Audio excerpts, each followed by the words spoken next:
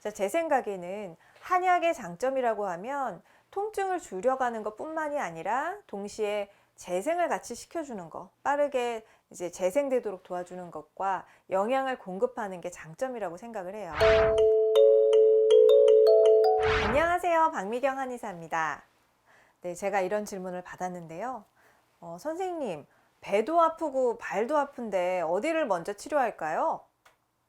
그러게요. 근데 배도 아프고 발도 아프면 어디를 먼저 치료해야 할까요? 여러분, 이 질문이 이해가 가십니까?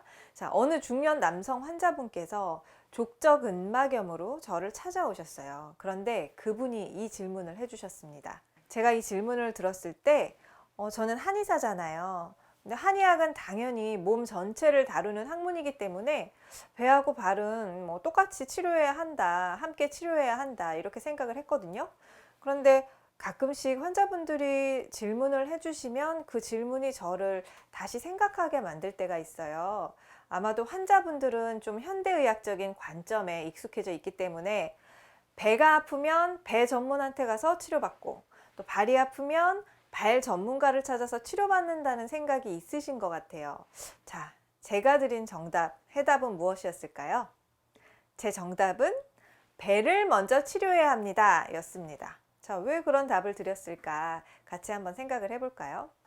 그 아픈 발에 침을 맞으면서 또 동시에 한약을 복용하고 계시거든요. 그런데 발의 통증도 호전 중이지만 그보다 제가 말씀드린 대로 배가 훨씬 더 먼저 나아졌다고 하시거든요. 왜 이렇게 배가 먼저 나아졌을까 궁금하시죠? 자, 일단 환자 케이스를 자세히 말씀드리면 오래된 족저근막염으로 이제 발이 아파서 고생을 하고 계셨고요. 이분의 몸을 보니까 골반 또한 좌우 불균형이 심각한 상태였습니다. 그리고 만성위염이 있으셨어요. 자, 이 상태에서 한 6개월 정도를 양방병원에서 주사와 약물로 치료를 받으셨는데 그럼에도 불구하고 여전히 통증이 잡히지 않는 상태였습니다. 뿐만 아니라 이때 약물로 인한 부작용으로 출혈성 위염이 생겼어요. 그래서 배가 더욱 아프신 상태셨고요.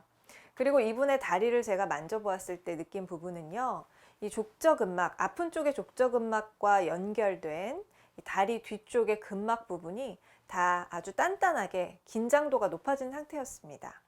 자, 우리가 장딴지라고 부르는 그 종아리 뒤쪽의 알통 부위가 딱딱해져 있었고요. 또 골반이 한쪽으로 기울어져 있다 보니까 좌우 엉덩이 높이가 다르고 또 다리에 가해지는 힘의 크기가 다르겠죠. 그래서 양쪽을 이렇게 두고 비교를 했더니 발바닥에 통증이 있는 쪽 다리는 조금 더 그 다리 근육들이 다 뭉쳐서 단단해져 있는 게 그 차이가 크게 느껴졌습니다. 자, 이분이 저한테 이제 발에 침 놓으실 건가요? 라고 물어보셨는데요. 이 족저근막염의 통증을 발바닥에만 침을 놓아서는 치료하기가 어렵습니다. 그 이유가 우리 몸의 근육은 근막으로 쌓여 있는데 이 근막이 다 통으로 서로 연결돼 있어요.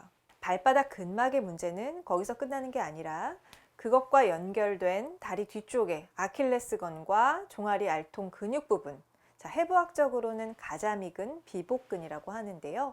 이 종아리 부분뿐 아니라 더 올라가서는 허벅지 뒤쪽에 햄스트링, 또 엉덩이, 허리 다 연결돼 있어요. 그래서 발바닥이 아픈 곳은 다리도 더 불편하게 돼 있습니다. 따라서 아픈 발뿐만이 아니라 그 위로 쭉 연결되어 있는 근막을 따라서 침을 다 놓으면서 연결된 부분을 풀어주어야 돼요. 그래야 발바닥을 잡고 있던 굳은 근육들이 여유가 생기고 부드럽게 풀어지면서 발바닥을 놓아주게 되거든요. 그래서 통증이 감소하게 되는 겁니다. 물론 이 과정에서 근육이나 근막이 회복되는 것은 보다 장기적인 관점을 가지고 가야 되기는 해요. 왜냐하면 일단 구조적으로 굳어진 것이 풀리고 재생되는 데는 시간이 필요하기 때문입니다. 그런데 그보다 제일 괴로운 게 뭐예요? 지금 당장의 통증을 줄여야 되죠? 그래서 일단 생긴 통증을 줄여야지 생활도 할 수 있고 재활도 할 수 있고 치료도 지속할 수 있으니까요. 따라서 소염작용이 필요합니다. 소염을 시켜서 즉 염증을 줄여서 통증을 잡아줘야 되는데요. 이때 소염하는 작용의 약물을 한약이냐 양약이냐 선택을 하거나 둘 다 쓰는 경우도 있습니다. 자, 제 생각에는 한약의 장점이라고 하면 통증을 줄여가는 것뿐만이 아니라 동시에 재생을 같이 시켜주는 거, 빠르게 이제 재생되도록 도와주는 것과 영양을 공급하는 게 장점이라고 생각을 해요. 그리고 양약의 장점이라면 진통 효과가 재빨리 좀 강력하게 들어올 수가 있다는 것이겠죠. 그런데 양약이 이렇게 큰 장점이 있지만 위험이 있으신 분들은 어떻게 해요? 이 소염제 성분으로 인해서 위장점막의 통증, 출혈, 궤양이 생기기도 합니다. 그래서 발도 아파 죽겠는데 배까지 아픈 상황이 생기게 되는 거죠. 자, 이런 분들은 오히려 한약이 더 잘 맞지 않을까, 한약을 선택하시는 게 더 낫지 않을까, 저 개인적으로는 이렇게 생각을 해요. 왜냐하면 한약이 이제 복부를 좀 따뜻하게 덮여주고 소화를 돕고 위장, 비위를 튼튼하게 하는 작용이 있거든요.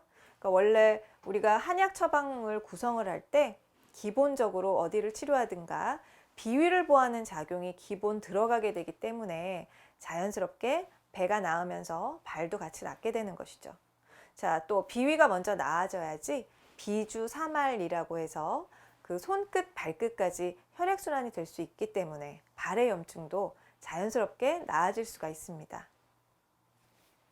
그리고 또 마지막으로 이 배가 나아져야지만 양약, 소염 진통제도 드실 수 있는 상태가 되는 거죠. 이게 발이 먼저냐, 배가 먼저냐, 이게 문제가 아니라 자, 우리 몸은 다 연결돼 있다는 게 중요한 것 같아요. 자, 여러분 다음에 또 재미있는 질문과 케이스로 찾아뵙도록 하겠습니다.